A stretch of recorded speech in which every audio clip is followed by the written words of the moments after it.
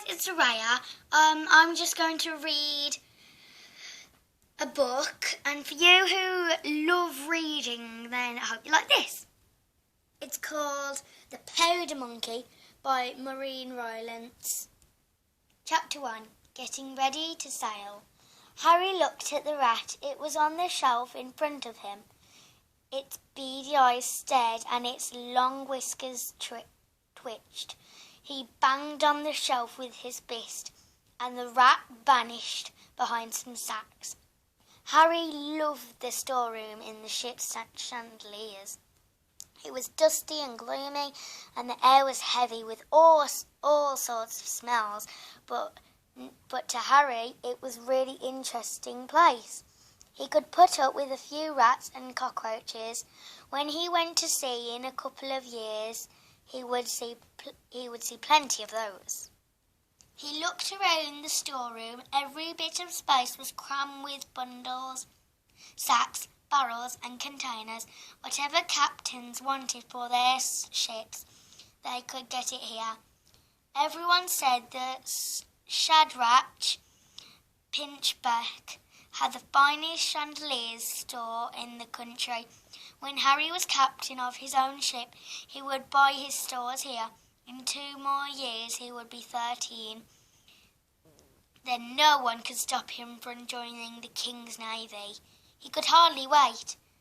Harry suddenly realised that Scradash was calling to him. "Come on, lad! What are you doing? There's work to be done." Harry sighed and dragged a roll of sail canvas down from a shelf. He staggered into the shop and set it down on the floor. When Scradash wasn't looking, he took a quick look out at the harbour. People bustled about, fetching and carrying. The storekeepers were doing a fine trade. There was a buzz of excitement in the air. His Majesty's ship, the Prosperity, was getting ready to set sail. Its crew were going into battle to fight the French to defend the country. "Now, lad, I won't put up with daydreamers," Scradash said. "Do you want to earn tuppence today or not?" "Oh, yes, sir. I'm sorry," said Harry. He knew how pleased his ma would be when he brought home 2 precious pennies. "Right. Well, I'll read out the rest of the things from the list, and you get into the back and bring them out." Scradash moved around carefully, dodging the hundreds of jugs, pots and canisters that hung from every part of the ceiling. "And fast, mind you, or I'll let some other little scallywag have your job. This is a lot of stuff for one ship," Harry said, looking at the pile of stores on the floor. "Well, a fine ship like the Prosperity needs plenty of stores to keep officers and crew going. Who knows how long they'll be away? And this is the only part of it.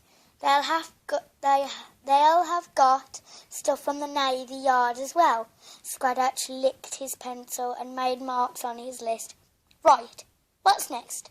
"Ah, yes, 8 lanterns and 2 boxes of sailmaker's needles." Harry scurried off into the musty storeroom at once more. When he returned, Scradash was talking to a large, rough-looking man. His navy jacket had several brass buttons missing, and he had a dirty black scarf knotted around his neck. In his hand he held a short length of twisted rope. Suddenly he brought the rope down hard onto some sacks. Clouds of dust rose into the air. Harry jumped and stumbled back into the doorway of the storeroom. "Aye, that's a fine enough cat-o'-nine-tails. I usually make my own, but time's pressing. I'll have 3 more. I'll likely need them on this trip. There's always cowards who'll run away from hard work of a battle." He grinned, showing a mouthful of brown and black teeth. "The captain wants to know how much longer you'll be." He wants to set sail on tonight's tide.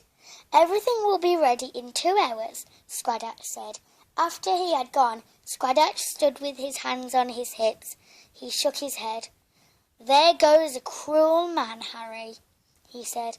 But who is he, sir? Harry asked. That's the ship's bosun from the Prosperity. God help the poor men working under him. Was that rope thing used for hitting men? Aye. The cat o' nine tails has been used to discipline many a man, but there's some bad uns who enjoy using the tail on good men too. He shook his head again. Harry stared at him. In the King's Navy?